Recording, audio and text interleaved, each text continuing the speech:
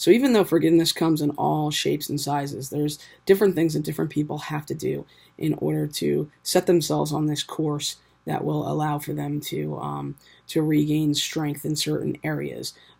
If you have physical, verbal abuse, and you've been in those type of relationships where you grew up in a household where there was nothing but screaming, and that's a learned behavior. And lots of times there are these behaviors that we act out of, and we don't even know them until we do self-exploration. Why is it that I do that? Why did my first marriage not work?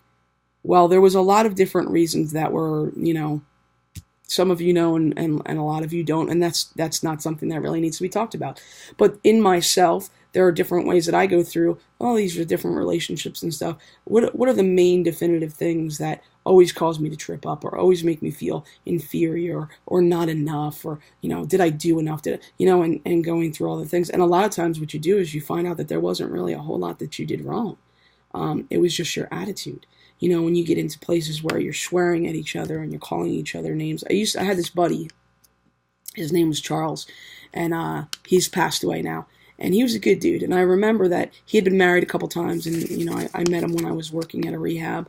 And, he was talking to me the one day about how, I was getting married and everything, and he was trying to give me his best advice. And he says, one of the things that I've learned, when I was married is that it was easy for me to call names and do things from across the room.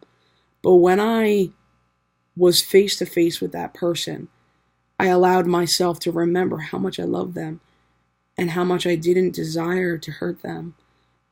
And it was a lot easier for me to bring down my tone and bring down my defenses, because I'm already thinking I'm right for feeling this way. But in the process of you being so important for you to be right, you're damaging your relationship. And sometimes in places that it cannot come back from, which stinks, because if you think about the person that you fell in love with, that person's still in there. But now you have to make adjustments and accommodations, because living with someone and being friends with people who have different quirks than we do and grew up different ways, sometimes those things can be debilitating to the right relationship that you're trying to find. And I'm not saying it's not your fault, and I'm not saying it's not their fault, and I'm sure everybody's made decisions that will cause them to kind of go off course and stuff.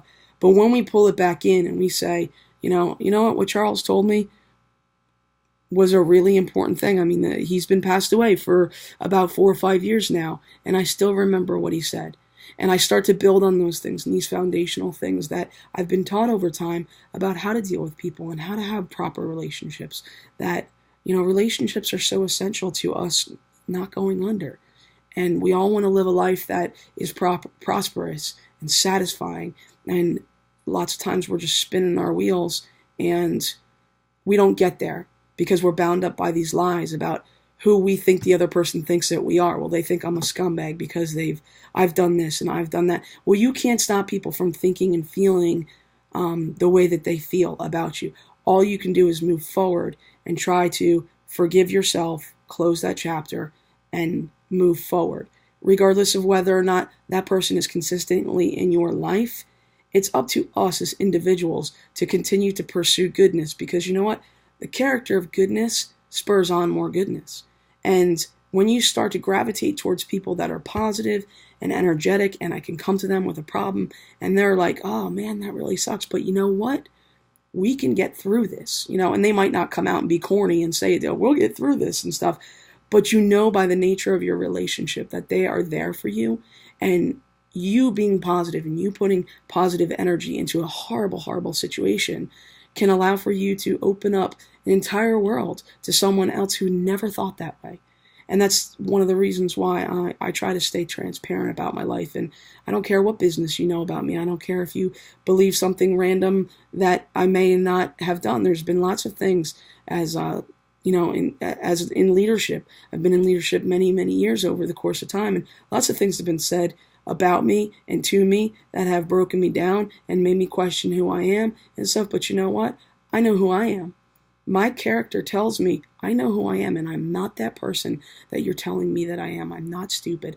I'm not ugly. I'm not too fat to be loved. I'm not this. And it's like pulling those thorns out of your heart. So we'll talk about that a little bit more on our next session.